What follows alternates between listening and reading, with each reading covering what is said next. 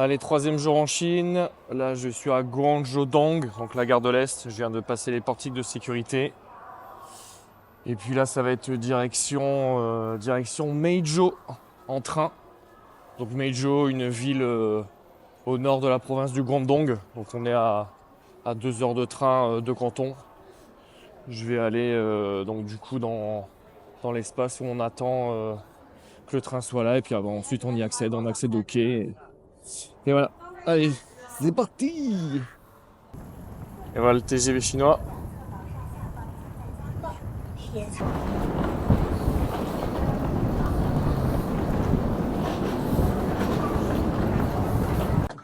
Et voilà pour ceux qui se demandent à quoi ça ressemble la première classe d'un train en Chine.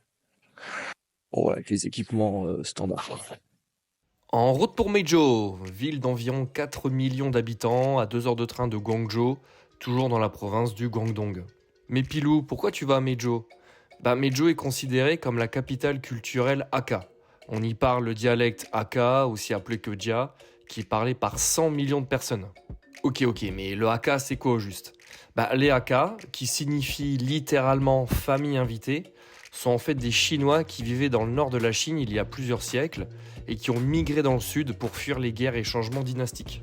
Il y a un aspect communautaire très important chez les Hakka, car comme ils migraient vers des zones déjà habitées où les terres étaient déjà prises, ils ont dû travailler et étudier 2 fois plus que les autres Chinois pour se faire une place dans la société.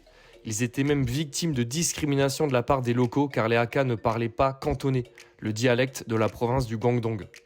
Les Hakka sont aujourd'hui un peuple important en Chine et ils sont également aujourd'hui présents partout dans le monde. Ils constituent par exemple la majorité de la population d'origine chinoise de Tahiti ou l'île de la Réunion. Mais tout ça, on aura l'occasion de revenir sur le sujet dans une autre vidéo. Et voilà, bien arrivé à Meizhou où je vais y rester quelques jours. Et là, je vous montre tout de suite la vue depuis l'appartement. Donc là, on a vue sur une partie du complexe résidentiel. Donc c'est énorme, hein, c'est énorme. De toute façon, j'irai m'y balader. Il y a d'autres choses à vous montrer. C'est incroyable. Un truc tout de suite qui est hyper sympa en Chine, c'est que chaque gros complexe résidentiel, en fait, ça a sa propre crèche. Donc ici, voilà, les gens le matin, ils vont bosser, ils déposent leurs enfants. C'est quand même hyper pratique. Et si vous voyez là, cette espèce de petit village en construction, en fait, il est totalement abandonné. La société qui s'occupait de sa construction a fait faillite. Voilà, donc j'en parlais dans une autre vidéo, mais la crise économique dans le secteur du BTP en Chine, c'est pas une blague. Et avant de se mettre en route, on va se resituer un petit peu. Donc vous avez Canton ici. J'ai fait 2 heures de train pour arriver à Meizhou, donc qui se trouve là. Et donc nous, ce qui va nous intéresser, vu qu'on est arrivé, c'est la résidence dans laquelle je suis, qui, vous le voyez, qui est quand même assez énorme. Donc en fait, vous avez 3 parties, on va dire. Vous avez l'espèce de résidence historique qui était construite à la base, qu'on va appeler Hakka World. Vous avez Hakka Park, donc tout un parc qu'ils ont créé dans la montagne, en fait, qui se trouve derrière la résidence et qui est une attraction notée 5A. Donc pour ceux qui suivent mes vidéos 5A, vous savez que c'est la note la plus haute note qu'on accorde aux attractions en Chine. Et vous avez vraiment toute une nouvelle extension de la zone résidentielle qui est ici. Mais en tous les cas, lors de ma dernière visite, ça avait l'air totalement en stand-by, voire à l'abandon. Donc, mais vous, quand même, vous imaginez, ça vous donne une idée de la taille totale du complexe résidentiel. Et là, aujourd'hui, on va se balader surtout autour de ce lac artificiel. Allez, c'est parti! On continue la visite dans le complexe résidentiel. Donc là, clairement, les tours où les gens habitent. Moi, je suis dans cette tour-là. Au pied de la tour, et comme dans beaucoup de résidences, vous avez des crèches. Carrément, les crèches sont inclus dans les complexes résidentiels. Ça, c'est quand même vachement stylé. Avec les petits cars jaunes à l'américaine. Où ils ramassent les enfants le matin et puis ils les reconduisent très certainement le soir au pied de leur tour. Ça, c'est plutôt stylé. Et ce que je veux vous montrer en fait, c'est le cœur de la résidence. Vous allez voir, c'est aussi un peu aménagé comme un espèce de parc d'attractions. Encore des tours. Et malheureusement, et malheureusement, là c'était un projet ici, là tout cet endroit en fait, hein, où ils construisaient des villas avec une architecture bien asiatique et le projet a fait faillite. Enfin, en tous les cas, le constructeur a fait faillite. Donc le projet est à l'abandon, en plein milieu du complexe résidentiel comme ça, le truc terminé quoi.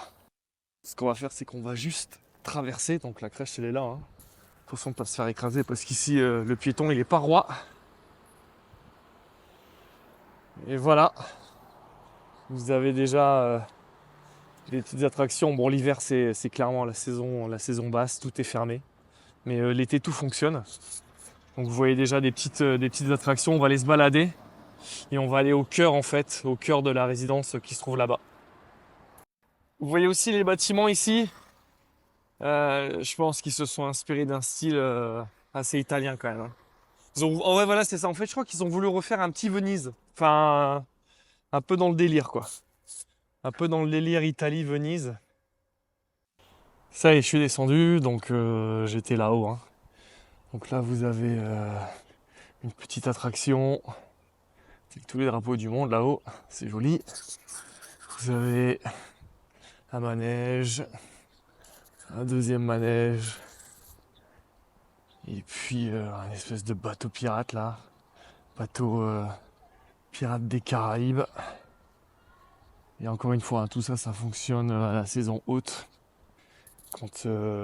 Alors quand les jours sont meilleurs, mais alors je vais vous dire, ça fait 2 semaines que je suis arrivé en Chine du Sud-Est et clairement le temps là il est magnifique, hein. Il fait 17-18 degrés tous les jours. Enfin, franchement, ciel bleu, j'ai eu une journée de la pluie.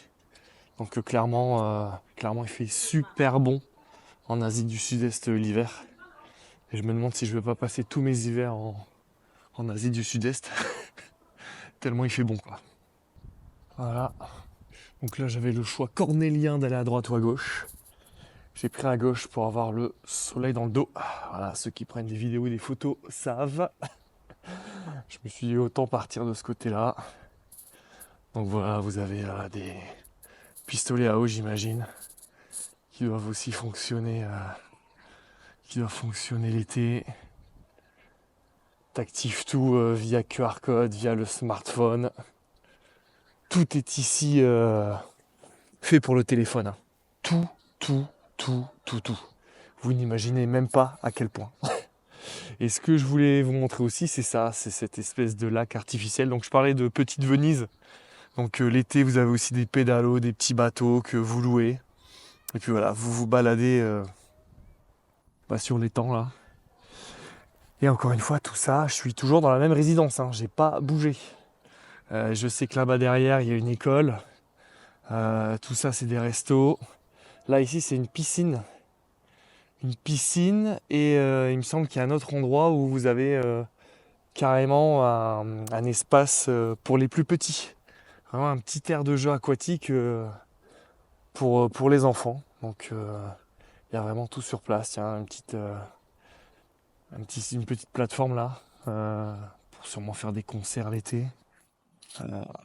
Vraiment, je sais pas si vous avez déjà vu ça. Bon, en France, je pense pas.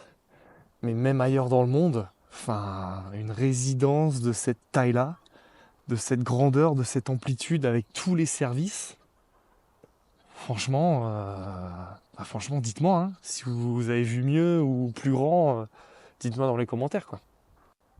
Ouais, parce qu'en plus, je me faisais la réflexion, mais en France, quand tu loues un appart, les frais de copropriété, enfin voilà, si t'as ascenseur, voilà, enfin plus t'as de services, plus tu payes. Mais là, les frais de copro, ils s'élèvent à combien là, avec tous les services? Ça, en France, c'est 10 000 € par mois, juste de frais, c'est pas possible. C'est pas possible, c'est un truc de fou. Tu peux passer 2 jours juste à marcher, à tout visiter. Parce qu'encore une fois, là, c'est la saison basse, c'est vide, il n'y a personne, tout est fermé. Mais on m'a dit que voilà, vous venez l'été, ça grouille de monde, il y a des activités de partout, des trucs à visiter.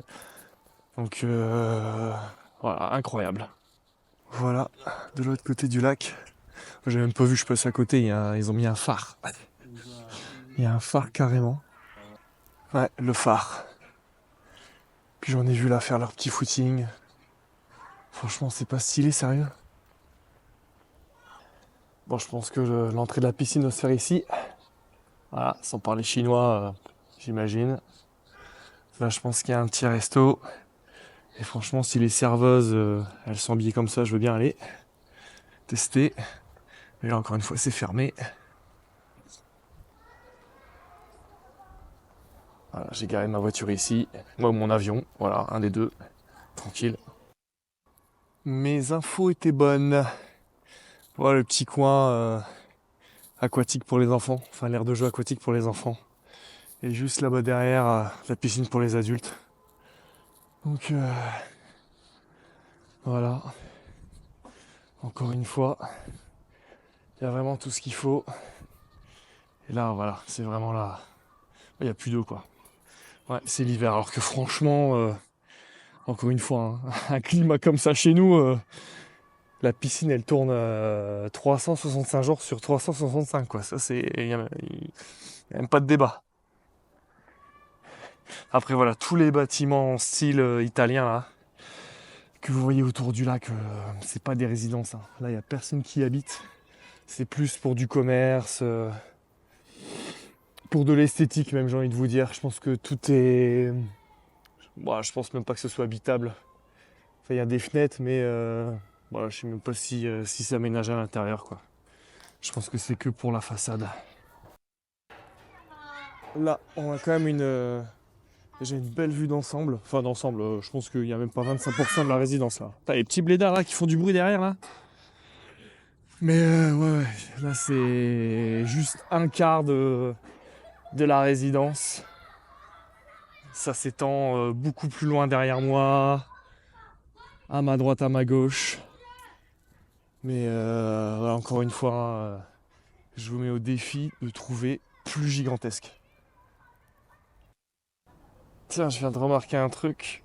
Ce bâtiment est quand même très symétrique, hein. Je pense qu'ils ont voulu même les phares de chaque côté.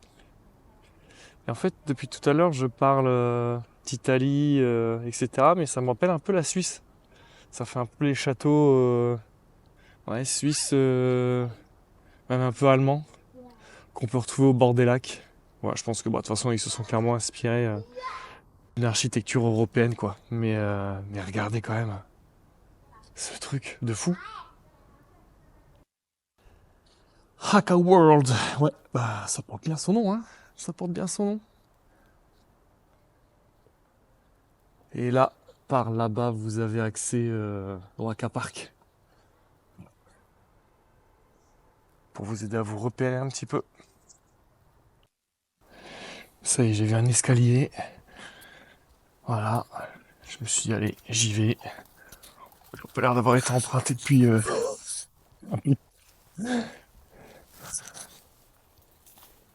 Oh, la jungle reprend ses droits. Oh putain, un pigeon, un chat. Oh, ça y est, c'est Jurassic Park ici. Oh, et puis tout est ouvert là. Ouais, tranquille. Oh, c'est un truc de fou. Ouais, y a rien quoi.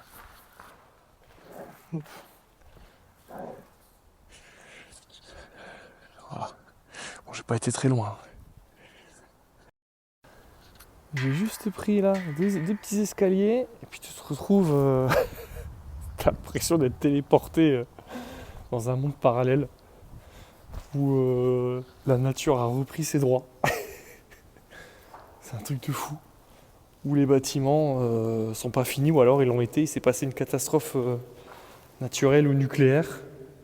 Incroyable. Voilà. Puis j'étais là-bas tout à l'heure, hein. Je suis sur ce pont-là. Donc on a fait le tour du lac.